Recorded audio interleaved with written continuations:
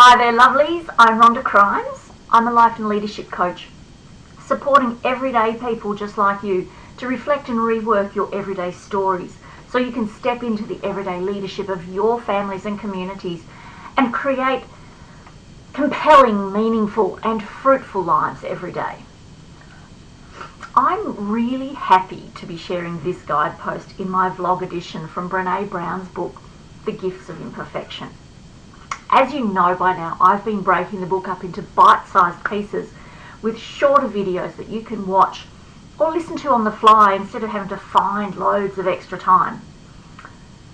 But I still reckon having a copy in your own hands is great to go back over. Today let's talk about the gifts of imperfection, cultivating play and rest. So, here we are at the 7th of the 10 guideposts. We're really getting a good sense of how they all overlay and interconnect with each other.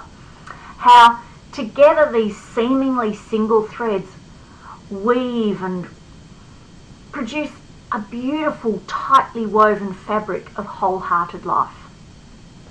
Let's get on with guidepost number 7, cultivating play and rest, letting go of exhaustion as a status symbol, and productivity as self-worth.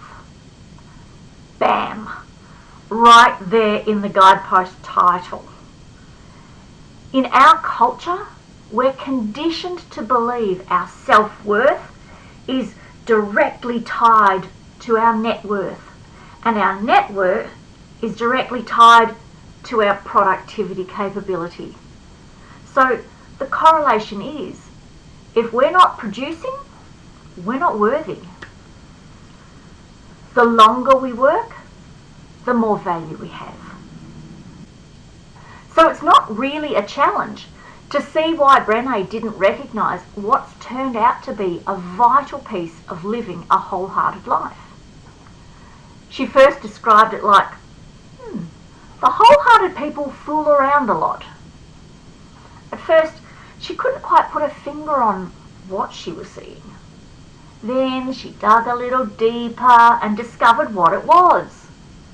She was incredulous that she didn't make the connection straight off. She said, was I so personally removed from this concept that I couldn't recognise it? It's play! But it's my experience that she isn't in the minority. In my coaching, one of the first tools of connection I share with my clients is called soft play.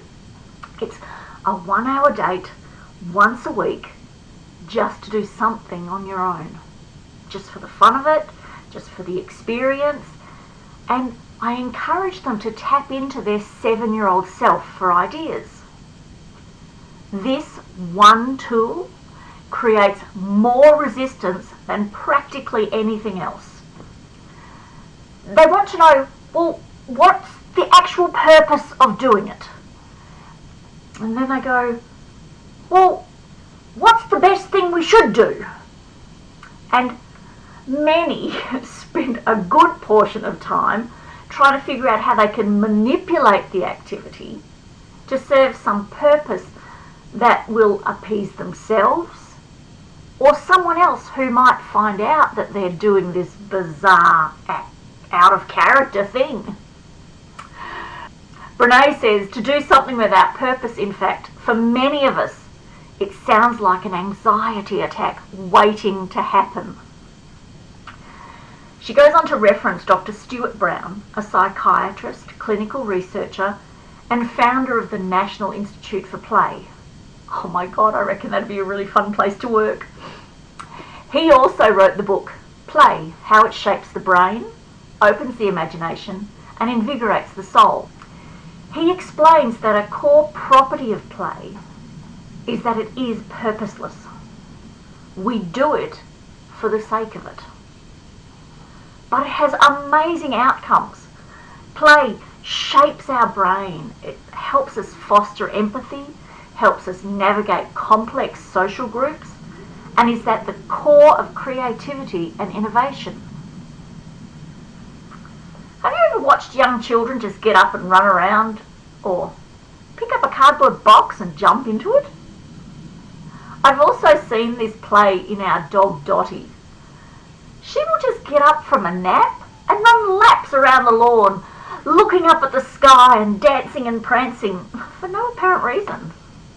They're all doing it just because they felt like it and it was fun. And then somewhere along the way, as we age, for many of us, we lose that sense of play. We get busy, we get serious, and start making sure we're serving, doing the right thing, fitting in. When we always keep trying to be productive or to keep pushing through, to not waste our precious time with play or rest, is to enter the world of Superwoman and to hang out in Marta's playground. We are basically running on testosterone, and as women with a limited supply, we then rely on our stress hormones to keep us going. Those hormones were only ever intended to get us out of an immediate threat, like that saber-toothed tiger who wants to eat us. Not that unrealistic expectation that regardless if our job is running a multi-million-dollar company, raising a family, creating art, or finishing school, we've got to keep our noses to the grindstone and work. There's no time to play around. This mentality keeps us in a stressed state and heading to the verge of collapse, burnout, illness, and depression. So I invite you to take heed of this hefty statement from Dr. Stuart Brown. The opposite of play is not work. The opposite of play is depression. When we engage in play, it's an act of renewal in itself. Interest in work, expansive energy, finding joy. Again, Brown says, respecting our biologically programmed need for play can transform work. In the long run, work does not work without play. Brené then draws on the correlation of this biological need for play and our body's need for rest. Both critical forms of renewal and re-energization. And both of these needs requiring our respect if we wish to live with our whole hearts. It appears that culturally we have an anaphylactic allergy to rest. Glad to say, no EpiPen needed for me. For as far back as I can remember, I've believed rest is my friend. Sleep in particular. But for so many others, are the beliefs that resting is for softies. There's no time for resting if you want to succeed in the world. You need to hustle to make it. I went to a motivational seminar in the 90s where the main speaker's catch cry was, "Sleep is highly overrated," as he spruiked for us to push through into the evening sessions and beyond in our lives. I'm also sure that many of you will remember Bon Jovi's 1992 hit anthem, "I'll Sleep When I'm Dead." I'm not going to try and sing it, it's okay. In fact, my own family, the men in particular, will tease me if I say I'm puffed and I need to rest. But paradoxically, they also don't like the bitch mama I turn into when I'm tired.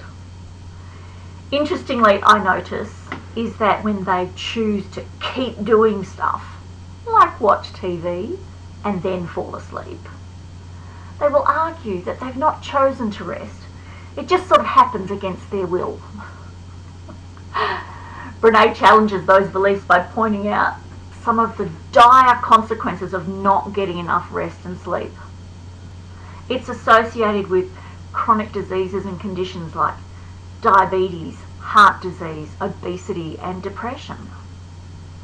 In my own time of running a heavy vehicle transport company, I learnt a lot about rest and sleep debt. And there are direct correlations of symptoms and behaviour between fatigue and intoxication. In Western Australia, it's an offence to drive while your blood alcohol count is 0.05 or above.